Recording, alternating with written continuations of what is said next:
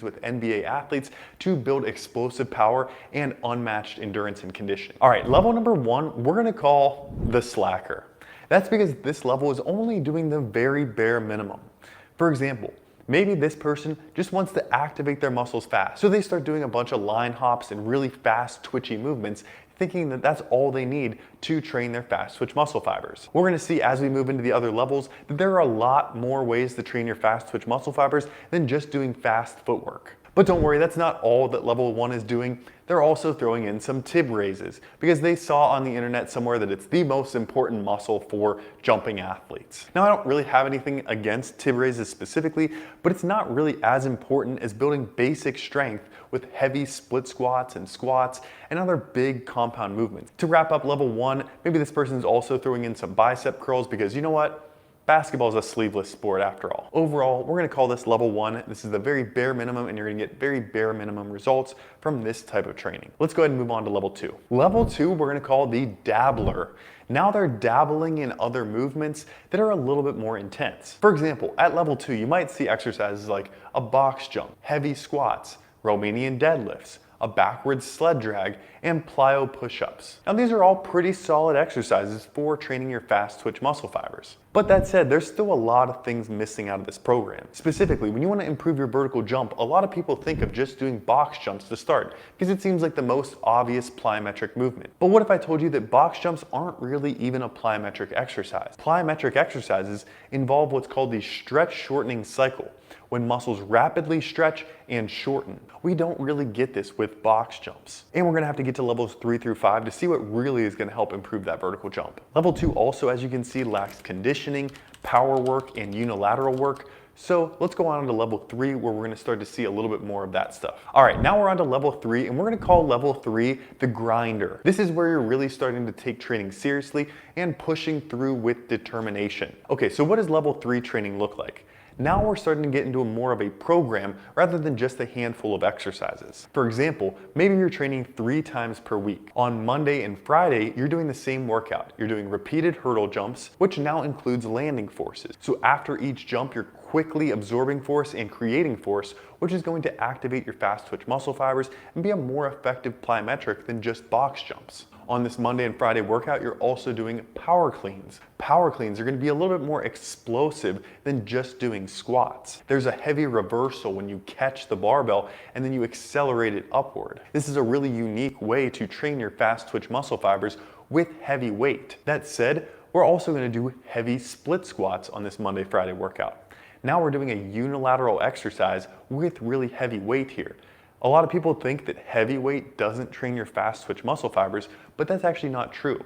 Your fast twitch muscle fibers activate whenever you're moving quickly, but they also activate with moving heavy weights. In level 3, we're starting to see a really good balance between some power focused movements that are more explosive and some heavy strength movements. For example, that heavy split squat. Heavy split squats are also a really great way to train your patellar tendon. A lot of athletes doing fast twitch muscle fiber training for soccer, basketball, football, put a lot of stress through the patellar tendon in the front of their knee. If all you're doing is the really fast movements like sprinting and jumping, but you're not doing heavy, slow, controlled loads, that patellar tendon pain can start to flare up more frequently. Some other exercises in this program would include a bench press lat pull down superset, so that we're not just training the lower body, but we're also getting some upper body work in, because especially for sports like football and basketball that are contact sports, we're gonna need to build some size to really play the positions well. Level 3 also has a Wednesday workout that is different from the Monday, Friday workout. Wednesday's workout is gonna include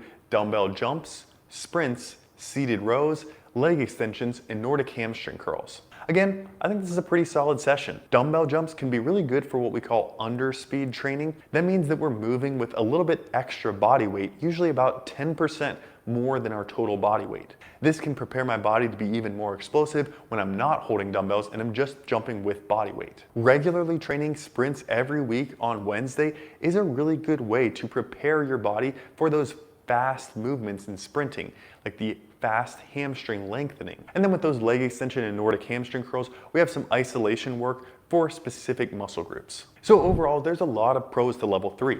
Power and strength work, full body, pretty decent fast twitch muscle stimulus with some heavy work and some fast movements, but there are some things that this program is lacking. For example, this program lacks a variety of landing forces. Overall, it's pretty solid, but with a little bit more effort and strategy, we could take this up another level. All right, next we have level 4, the Juggernaut. This is where we're bringing focused energy and commitment, we're seeing solid results, we're measuring progress, and we're moving with force, making strides towards peak performance. An example of what someone at this level might be training like would be something like this. Maybe Monday and Friday, they have a power and plyometric focused training session. Their plyometric training involves 2 different categories. Number 1 is extensive plyometrics, meaning lower intensity work. It's variable with a lot of different landing forces that's really preparing them for the more intense work. Their extensive plyometrics include things like backwards pogo jumps for 2 sets of 10 yards, light bounding for 2 sets of 10 yards, and light lateral hops for 2 sets of 20 seconds. The second part of their plyometric training routine involves intensive plyometric training, which is, as it sounds, more intense. This might involve, for example, bounds for maximal distance, 2 sets of 20 yards.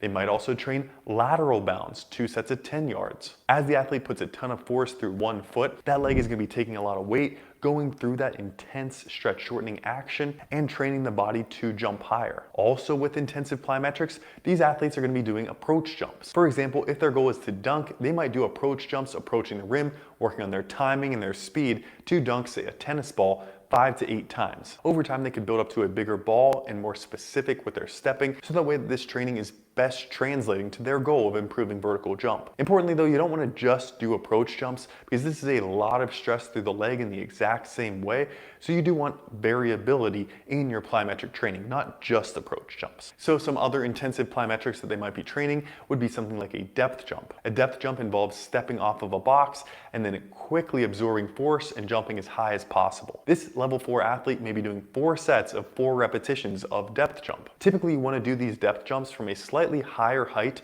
than your vertical jump. And then rounding out the start of this power and plyometrics training session, this athlete might work on some deep split squat jumps. This is an exercise that I have some of my pro basketball athletes doing because we want them to yield and absorb force through their knee, not just their hip.